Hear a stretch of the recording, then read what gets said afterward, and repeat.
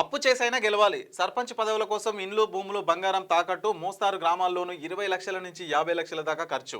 ఇక ప్రత్యేక గ్రామాల్లో ₹1,00,00,000 దాకా తగ్గేదే లేదు. పదవిపై మోజు, పలు చోట్ల భారీ ఆదాయ మార్గాలే కారణం.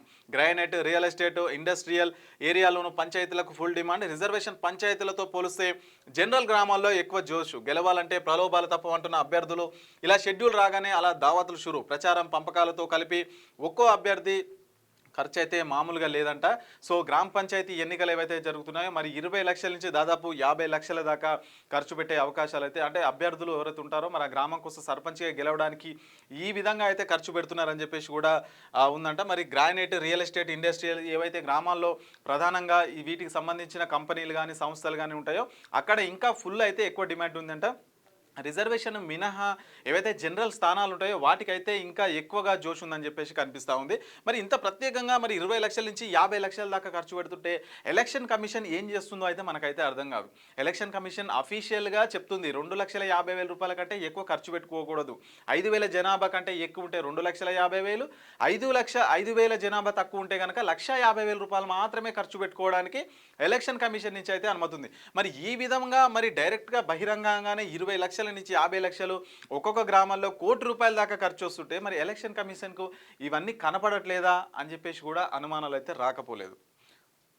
సో మరి వాళ్ళు ఏం చేస్తున్నారు, వారి ఖర్చు పెడుతుంటే మరి వాటి ఖర్చులను వాళ్ళు ఎవరైతే అభ్యర్థులు ఉంటారో వాళ్ళ ఖర్చులను ఏ విధంగా చూపిస్తున్నారు అని చెప్పేసి కూడా అదొక ప్రశ్న మిగిలిపోయింది. ఇక్కడ కాస్ట్లీ ఎన్నికలంట, వెరీ కాస్ట్లీ ఎన్నికలంట. రంగారెడ్డి జిల్లాలో ఒక గ్రామం మీదుగా కొత్త హైవే నిర్మాణం జరుగుతుండడంతో ఒక్కసారిగా భూముల రేట్లు పెరిగాయి.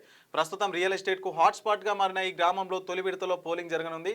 ఇక్కడ గతంలో ఓ సర్పంచ్ అభ్యర్థి గరిష్టంగా 5 లక్షలు ఖర్చు చేస్తే ఇప్పటికే దాన్ని 70 లక్షలకు అయితే తీసుకుపోయారంట. మరి ఎలక్షన్ అయితే ఈ విధంగా అంటే ఎంత ఖర్చు పెడుతున్నాము, మనం ఎంత రాబట్టుకోవాలని చూస్తున్నారు తప్ప గ్రామం కోసం, గ్రామ అభివృద్ధి కోసం ఎవరైనా నిజంగా పని చేస్తున్నారా, ప్రజలు ఆ విధంగా ఆలోచిస్తున్నారా అనేదే ఇక్కడ అర్థం కాదు. మరి ప్రజలు కూడా అట్లనే తయారయ్యారని చెప్పేసి కొంతమంది అయితే అంటున్నారు. ఎవరైనా అభ్యర్థి సర్పంచ్గా నిలబడితే ఎంత ఖర్చు పెడతావు, ఎంత ఖర్చు పెట్టే కెపాసిటీ ఉందని చెప్పేసి ప్రజలు అడుగుతున్న పరిస్థితి. ఖర్చు పెట్టడానికి ఏముంది, ₹2,000 పెట్టి నామినేషన్ చేస్తే సరిపోతుంది. వాడు మంచిగా చదువుకొని ఉంటే, వానికి తెలివితేటలు ఉంటే పైనుంచి ఏమైనా నిధులు కానీ గ్రామానికి సంబంధించిన అభివృద్ధి కానీ అన్నీ చూసుకుంటాడు. ఖర్చు పెట్టడానికి అభివృద్ధికి ఏం సంబంధం? సో ప్రజలు కూడా అట్లనే తయారయ్యారు.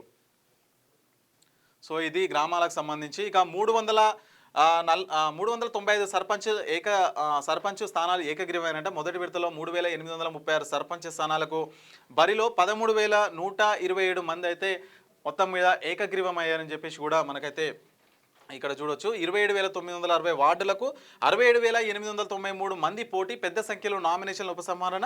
నల్గొండ జిల్లాలో అత్యధికంగా, ములుగులో అత్యల్పంగా అభ్యర్థులు. తుది జాబితాలు విడుదల చేసిన ఎన్నికల సంఘం ఏకగ్రీవాలో 95% కాంగ్రెస్ మద్దతుదారులే అంట. మరి 95% మంది కాంగ్రెస్ మద్దతుదారులే ఏకగ్రీవంగా ఎన్నుకోబడిరంట.